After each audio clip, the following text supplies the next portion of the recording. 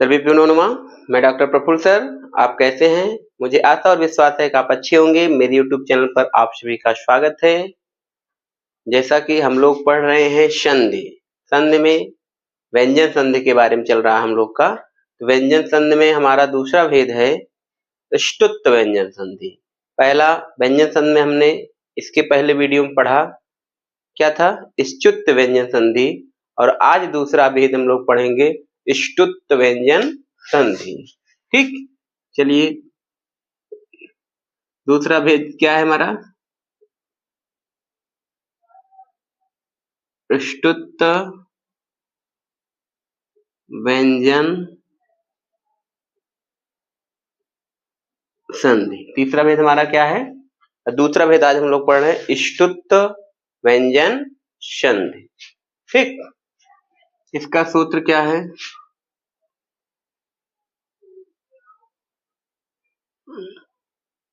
स्तोह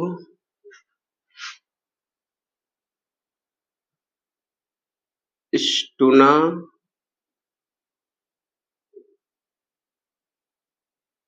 टुः। क्या सूत्र है इसका, स्तोह ष्टुना टुः। किताबों में आपको सिर्फ इतना मिलता है, ष्टुना टुः, ये नहीं मिलता है। इसको हम लोग लेंगे व्यंजन संधि में जो पहला भेद था ष्टुत्व व्यंजन संधि में, उसमें लिखा था स्तोह ष्टुनाष्टु, और इसमें क्या है सिर्फ ष्टुनाष्टु लिखा था। लेकिन हमने इसको क्या कर दिया, अनुवृत्ति कर लिया। किससे, इसके पहले वाले जो संधि हम लोग पढ़े हैं ष्टुत्व से। ठीक, तो ये अब पूरा सूत्र क्या बन गया, स्तोह ष्टुनाष्टुः। आइए इसको आज हम लोग देखते हैं। इसका पहले पोस्टमार्टम करेंगे, इसका कैसे बना, इसी में सब इसकी परिभाषा दिया गया है। ष्टुत्व व्यंजन संधि कहता क्या है, ठीक, इसी 3 शब्दों में सब कुछ डिटेल दिया गया है इसमें। आइए इसको पहले देखते हैं। पहला इसमें लिखा गया आपका श लिखा गया, सा और ता लिखा गया ना, तो ये 2 शब्द थे सा और ता। तो स्तोह इसमें षष्ठी के रूप लगा दिए हैं। इन दोनों के बाद ष्टुना मतलब यहाँ सा लिखा, यहाँ टा लिखा गया, टू मतलब टा वर्ग, ये सा या टा वर्ग हो तो ये वाला सा और टा वर्ग हो जाता है। किसके स्थान पे, इसके स्थान पे ये सा हो जाएगा, टा वर्ग के स्थान पे टा वर्ग हो जाता है। चलिए देखते हैं, इसमें लिखा है सा या तो मतलब है ता वर्ग, सा या ता वर्ग के बाद क्या आ जाएगा, इसमें लिखा है ये वाला सा होगा अथवा टा वर्ग आए।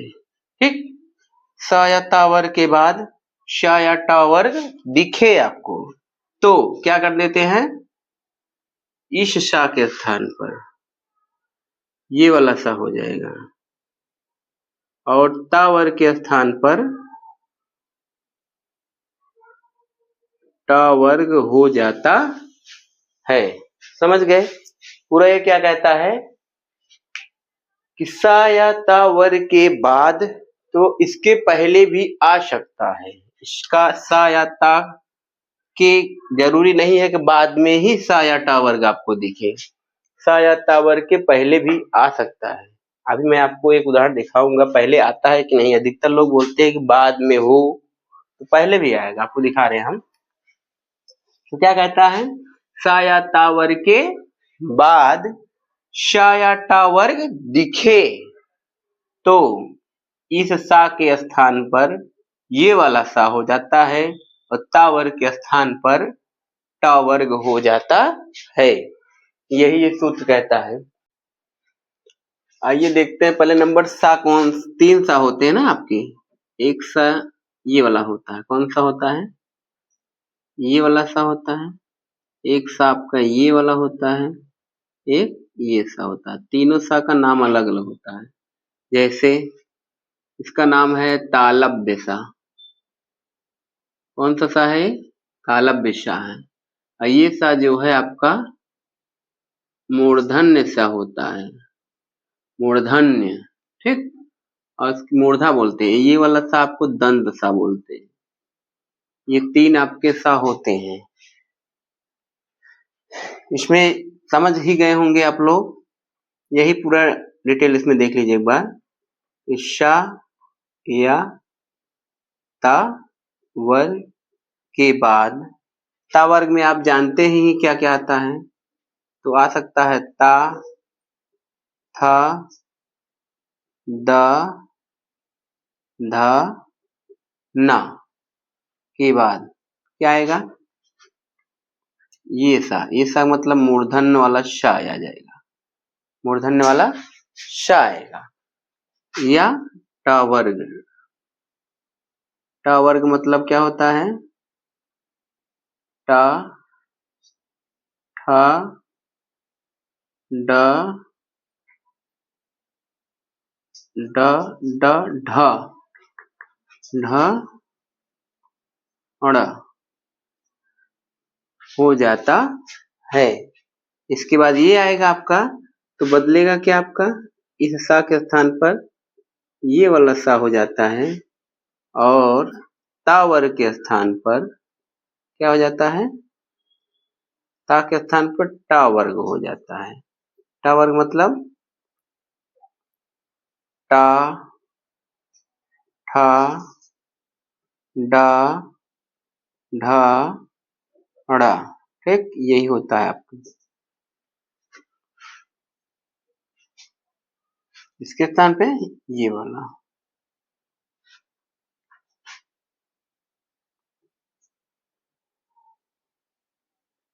अगर आपका ता रहेगा तो टा हो जाएगा, ठा रहेगा तो ठ हो जाएगा, ड रहेगा तो ड हो जाएगा, ध रहेगा तो ढ, और ना रहेगा तो अड़ हो जाता है। यही आपका पूरा ये सूत्र कहता है।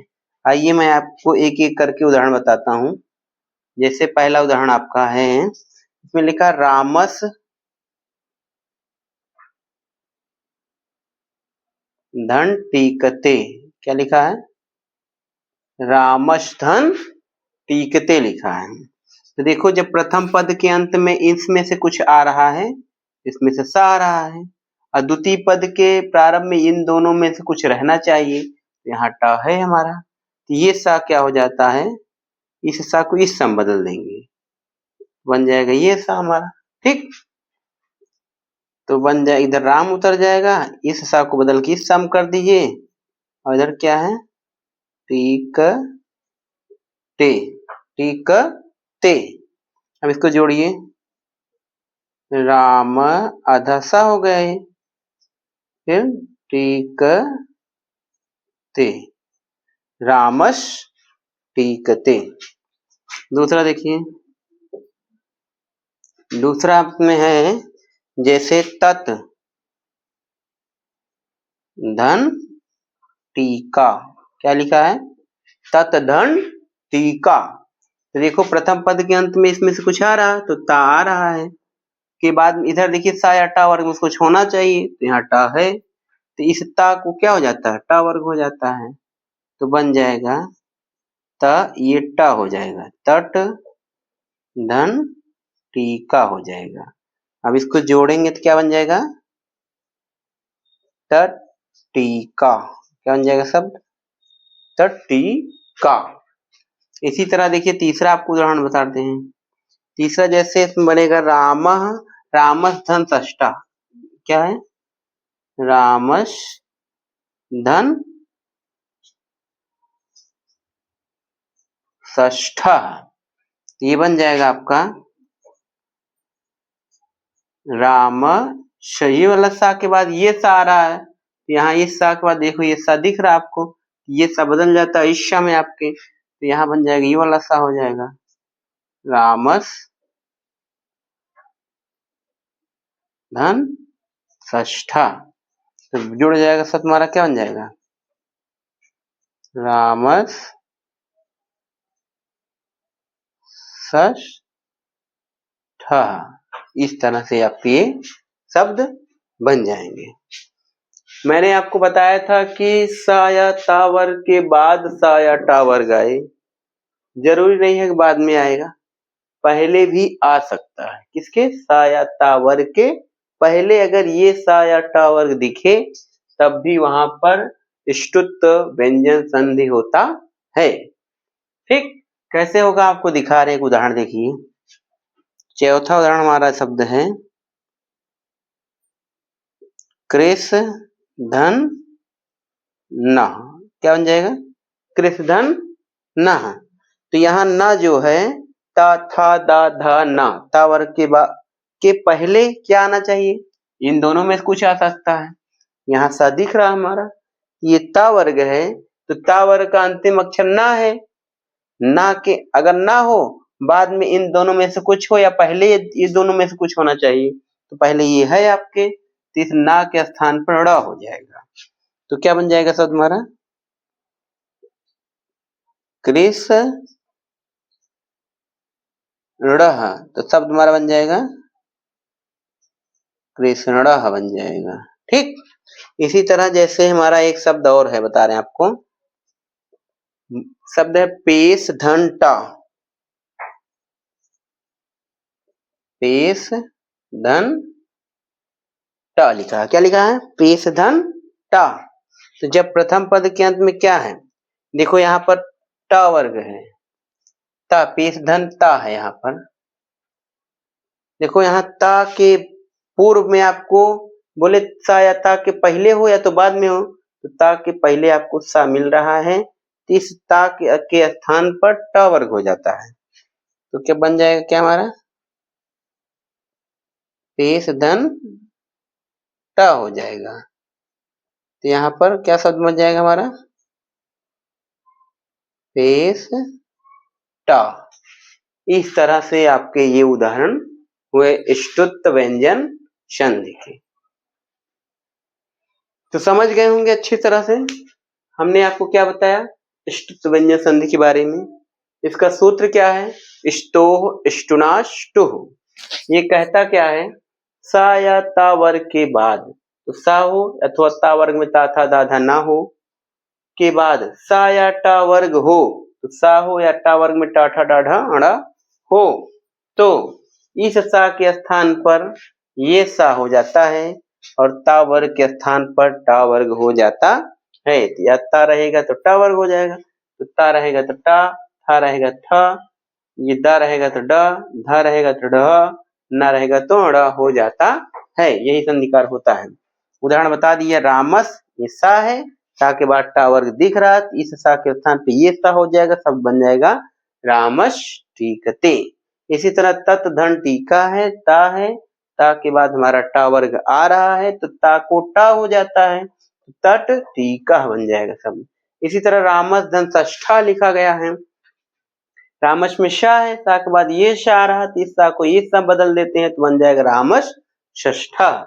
इसी तरह है कृष्णा, पहले बोले थे किसी ताया के पहले भी आ सकता है, तो कृष्ण धन्ना, ता था दादा ना, ता वर्ग के पूर्व में सा आ रहा, तो इस ता वर्ग कोड़ा हो जाएगा, देखो ता कोड़ा हो जाता है, तो बन जाएगा कृष्ण रहा। इसी तरह पेश धनता है, तो ता वर्ग के पूर्व में सा आ रहा है, इस ता के स्थान पे टा हो जाएगा, तो शब्द हमारा बन जाएगा क्या? पेश टा।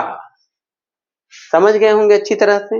इधर मैंने आपको तीन सा के बारे में बता दिया, कौन से सा तीन होते हैं। इस शा को तालव्य सा बोलते हैं, इसको बोलते हैं मूर्धन्य शा, इसको बोलते हैं दंत शा। इसको अलग अलग प्रकार से बोला भी जाता है। लोग बोलते हैं सीटी वाला सा, इसको कहते हैं, क्या कहते हैं? सीटी वाला सा। तो सही बात है, इस शब्द को बोलने में सीटी निकलना चाहिए आपके मुख से, तभी तो लोग बोलते हैं सीटी वाला सा। देखो मैं बोल रहा हूं, आप सुनिए एक बार। जैसे इस शब्द इस सा को बोलेंगे तो बोलेंगे शा। क्या है?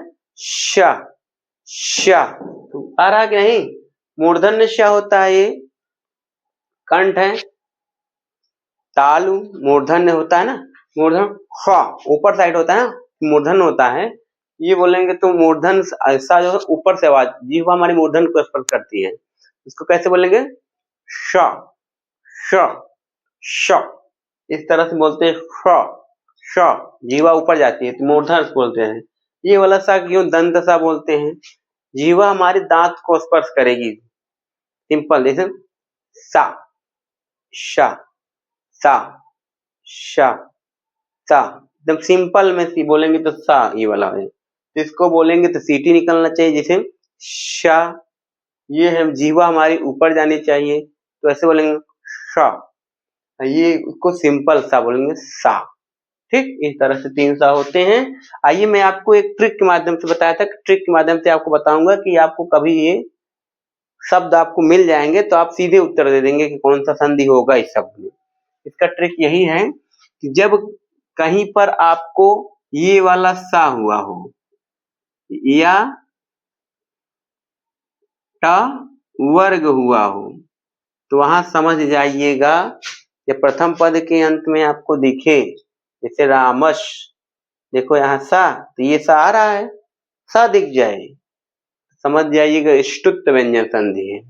यहाँ देखो या तो ट वर्ग में दिखेगा, त था, त के अंत में क्या है, ट हो गया है, बन जाएगा तट टीका। देखो यहाँ सा आ रहा है, यहाँ ट वर्ग हुआ है, यहाँ भी देखो रामस सा हुआ कि नहीं, ये वाला सा मूर्धन्य सा हुआ है, तो ये भी आपके क्या हो जाएंगे, ष्टुत्व व्यंजन संधि हो गए। यहाँ पर ता वर्ग के स्थान पर ट वर्ग हुआ है, क्योंकि ता था दाधा ना था, थोड़ा हो गया, टा वर्ग हुआ कि नहीं, यहाँ भी आपकी कौन संधि होगी, ष्टुत्व व्यंजन संधि। यहाँ देखिए पेश, ये वाला सा था, टा ता के स्थान पर टा हो गया है, यहाँ फिर आपकी क्या है, ष्टुत्व व्यंजन संधि। जैसे कभी कभी आपको पूछ लेते हैं इसका समास, जैसे बोल देंगे इस शब्द का संधि विग्रह क्या होगा, संधि विच्छेद, समास विग्रह होता है, तो संधि विच्छेद क्या होगा। तो हम जानते हैं कि ये सा हुआ है, तो पहले कौन सा सा था, इसके पहले कौन सा सा था, वहां पर रहा ये वाला सा होगा ना, इसके बाद टा मिल रहा, तो ये सा को इस सा बदलते हैं, जब संधि विच्छेद करेंगे इसका, तो रामस में ये वाला सा होगा और टीक से अपने स्थान चला जाएगा। इसी तरह ये है, तो यहाँ हुआ है टा, तो रहा पहले क्या हो, रहा होगा ता, रहा होगा, क्योंकि ता को टा होता है, तो यहाँ पर क्या हो गया, तट टा है तो ता कर देंगे विच्छेद में, तो तत् धन टीका हो जाएगा। इसी तरह रामस षष्ठा में यहाँ ये वाला सा हुआ था, तो पूर्व में रहा होगा ये सा, दंत सा, ये राम बन जाएगा रामस षष्ठा संधि विच्छेद इसका होगा। यहाँ पर कृष्ण ता वर्ग है के बाद सा, पूर्व में सा आ रहा, तो ता वर्ग को टा वर्ग हो जाता है, तो ड़ा हुआ है तो था पहले क्या, वहां ना रहा होगा, इसमें ता है, इसमें देखो टा हुआ है, टा होता किसके स्थान पर, ता के स्थान पर, यहाँ पूर्व में रहा होगा ता, तो पेश धन टा था। तो मुझे आशा और विश्वास है कि आप इन संधियों को बहुत अच्छी तरह से समझ चुके होंगे। इसी तरह से आप मेरे साथ जुड़े रहिए, मैं आपको एक एक संधि को खूब अच्छी तरह से पढ़ाऊंगा, समझाऊंगा।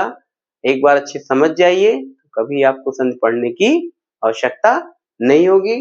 मेरे वीडियो के आप रोज ध्यान पूर्वक देखिएगा, आपके किताब में इससे संबंधित कई उदाहरण, बहुत सारे उदाहरण दिए गए हैं, आप इन नियमों का हल कीजिए नियम से, क्योंकि जैसे कोई गणित का सूत्र होता है, आप उसको सूत्र को जब याद कर लेते हैं तो उसी सूत्र के आधार पर कई सवाल आपके क्या हो जाते हैं, हल हो जाते हैं। उसी तरह से आप इन नियमों को आप सीख जाएंगे, चाहे जितने आपको शब्द मिलेंगे, इसमें कौन सा संधि होगा, कौन सा संधि विच्छेद क्या होगा इसका, तो आप स्वयं कर लेंगे। तो आप इसी तरह मेरे साथ बने रहिए, मेरे चैनल को सब्सक्राइब कीजिए, लाइक कीजिए और शेयर कीजिए। धन्यवाद। नमो नमः।